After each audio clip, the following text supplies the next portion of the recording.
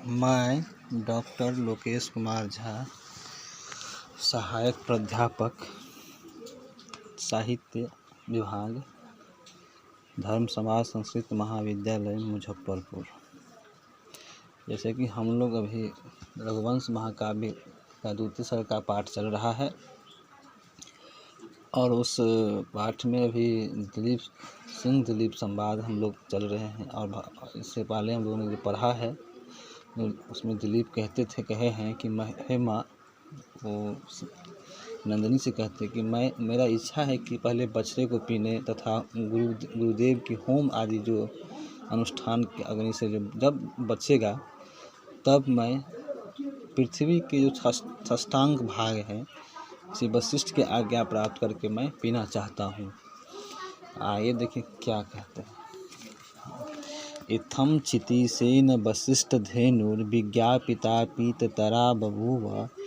तदान्विता हेमवता च कुक्षे प्रत्याययावश्रमेण। इत्थं चितिसेन विज्ञापिता वसिष्ठ धेनुः पीततरा बभूव तदन्विता हेमवतात् कुक्षे आश्रमेण आश्रमं प्रत्याययौ च। इत्थम अनेन प्रकारेण, इस प्रकार, क्षितिसेन पृथ्वी स्वामिनः राज्ञा दिलीपः, पृथ्वी के स्वामी राजा दिलीप की विज्ञापिता मतलब निवेदिता, निवेदन किया प्रार्थना करने से वशिष्ठ धेनु वशिष्ठाख्या महर्षि गौ नंदिनी, महर्षि वशिष्ठ की जो धेनु है नंदिनी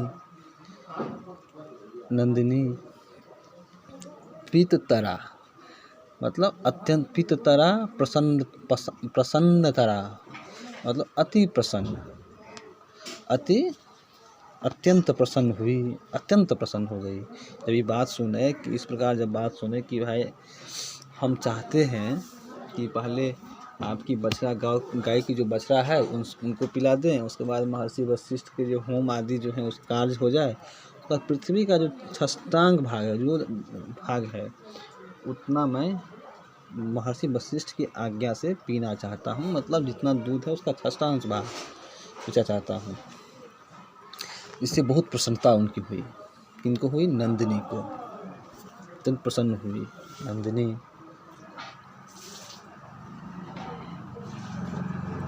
संप्रति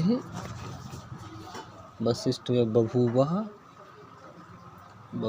बहुत प्रसन्नता हुई।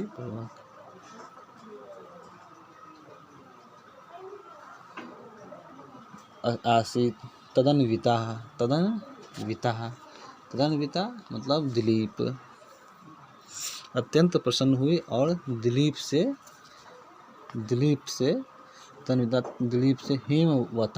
हिमवत संबंधिना हिमालय से भाव मतलब दिलीप से युक्त होती हुई हिमालय की गुफा, हिमालय कुक्षो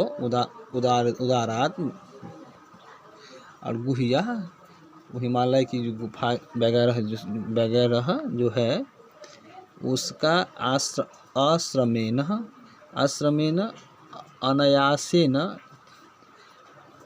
अनायासेन बैगर गुफा से, हिमालय की गुफा से बैगर आश्रम मतलब मठ के तपोभवन मतलब बिना हिमालय की गुफा से वो बिना परिश्रम के ही सुखपूर्वक आश्रमेन मतलब बिना परिश्रम किए बिना आश्रमम मतलब मठ, तपोवन, प्रत्याजगामः मतलब सुखपूर्वक आश्रम की तरफ, जगामः तरफ लौटे, प्रत्याजगामः मतलब पुनः बिना परिश्रम किए ही वो आश्रम की तरफ लौट गए। कहने का मतलब ये है कि राजा दिलीप की वो बात को सुनने के बाद इस प्रकार जो महर्षि वशिष्ठ की धेनु जो है वो अत्यंत प्रसन्न हो गई उनसे, और दिलीप से युक्ति जो है उनका हिमालय की गुफा में से, जो हिमालय गुफा जो वहाँ पर था, उस गुफा से बिना परिश्रम के ही वो सुखपूर्वक उस तपोवन जो है महर्षि वशिष्ठ के जो मठ है, आश्रम है, उस आश्रम में वो पहुँच गए। और दूसरा श्लोक, तस्या प्रसन्नेन्दुमुखः प्रसादं गुरुर्नृपानं गुरुवे निवेद्यः प्रहर्षचिह्नानुमितं प्रयायै सशंसवाचाः पुनरुक्तयेव। प्रसन्नेन्दुमुखः नृपाणां गुरुः प्रहर्षचिह्नानुमितं तस्याः प्रसादं पुनरुक्तया इव वाचा गुरवे निवेद्य पश्चात प्रियायै सशंसः।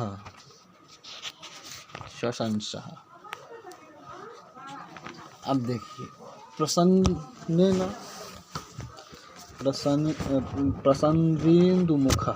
प्रसन्नेन्दुमुखः मतलब स्वच्छ चंद्रवदनः, मतलब निर्मल चंद्रमा की भांति स्वच्छ मुख वाले, निर्मल चंद्रमा पूर्णिमा की जो चंद्रमा होती है वो निर्मल चंद्रमा है, वो चंद्रमा की भांति जो है क्या है, उनका स्वच्छ मुख वाले कौन है, गुरु, गुरु मतलब श्रेष्ठ, महाराजा दिलीप। राजाओं में जो श्रेष्ठ हैं कौन है, राजाओं में कौन श्रेष्ठ है, राजा दिलीप ने प्रहर्ष चिह्नानुमितम उत्कृष्ट प्रमोद लक्षण तार्कितम, उत्कृष्ट लक्षण वो प्रसन्नता के द्योतक जो मुख की लालिमा आदि जो है चिन्ह से जिसका अनुमान हो रहा है, वो उनका जो मुख का जो कांति है, उस कांति से जो है वो लालिमा जो उनके मुख पर जो है, वो प्रसन्नता के जो द्योतक जो उनके मुंह में प्रसन्नता जो छक रही है उसके मुख में, उस मुख के जो चिन्ह से ही जिसका अनुमान हो रहा है, उस मुख पर जो चिन्ह जो आ रहा है, उस चिन्ह को देखने से ही उसका अनुमान हो रहा है। क्या अनुमान हो रहा है, तस्याः धेनुः नंदिनीयः, तस्याः मतलब ऐसे उस नंदिनी के, ऐसे तस्याः मतलब नंदिनी, उस नंदिनी के प्रसादम मतलब अनुग्रहम, प्रसाद मतलब वर, पुनरुक्तयः भूयः कथितयः द्वितीय कथम भूषिते है, वो जो है उनको प्रसादम मतलब वर प्रदान रूपी जो अनुग्रह है उनका, वर जो प्रदान किए हैं वर रूपी जो अनुग्रह है उनका, अनुग्रह को हर्ष को जानने वाले। पुनरुक्तया मतलब वो पुनरुक्त तो वो जो उनका हर्ष आदि जो है वो पुनरुक्त, द्वितीय जो है वो पुनरुक्त जो है हर्ष को जानने वाले चिन्ह से जो कहने से पहले ही मालूम हो जाने पर, जो चिन्ह से जो पहले जो मुख पर जो चिन्ह है वो कहने से पहले ही मालूम जो है दोबारा कही हुई भांति की तरह, वो मतलब बिना कहने ही दोबारा जो है वो लग रहा है उनकी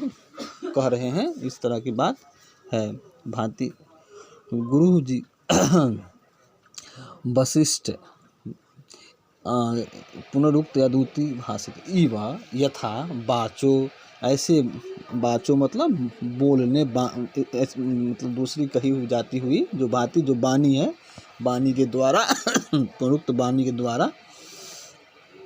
बचने, गुरु मतलब महर्षि वशिष्ठ जी से, निवेद्य मतलब विज्ञापित, महर्षि वशिष्ठ जी से निवेदन करते हैं, महर्षि वशिष्ठ जी से निवेदन किया, उसके पश्चात निवेद्य पश्चात प्रियायै, इसके पश्चात अपनी जो प्यारी पटरानी है कौन, भार्यायै सुदक्षिणाया, उनकी सुदक्षिणा जो है सशंसः काथयामास, सुदक्षिणा से भी कहा। पहले जो है वो क्या कहे, वो जो जब वन से जब रिटर्न वापस हुए तो उनकी मुख की जो चंद्रमा, निर्मल जो चंद्रमा की भांति जो उनका मुख जो स्वच्छ दिखाई दिया, वो चिन्ह आदि जो से वो प्रसन्नता के द्योतक मुख पर लालिमा आदि जो था उनका चिन्ह, उस चिन्ह से अनुमान तो हो ही रहा था, लेकिन फिर भी दोहरा के वो कहते हैं, क्यों कहते हैं, महर्षि वशिष्ठ को कहते हैं अपनी जो कहानी जो बीता है नंदिनी की नंदिनी से जो जैसे वार्ता परीक्षा हुई थी या वार्ता हुई थी, वो वार्ता के बारे में वो कह रहे थे, महर्षि वशिष्ठ से भी कहे और अपने जो प्यारी पटरानी है सुदक्षिणा उनसे भी कहे। कहें ये बात, जितने बात साथ में घटना घटी है वो सब बात उनको कहें। आगे फिर हम कल पाठ करेंगे, बताएंगे आगे क्या है इसमें।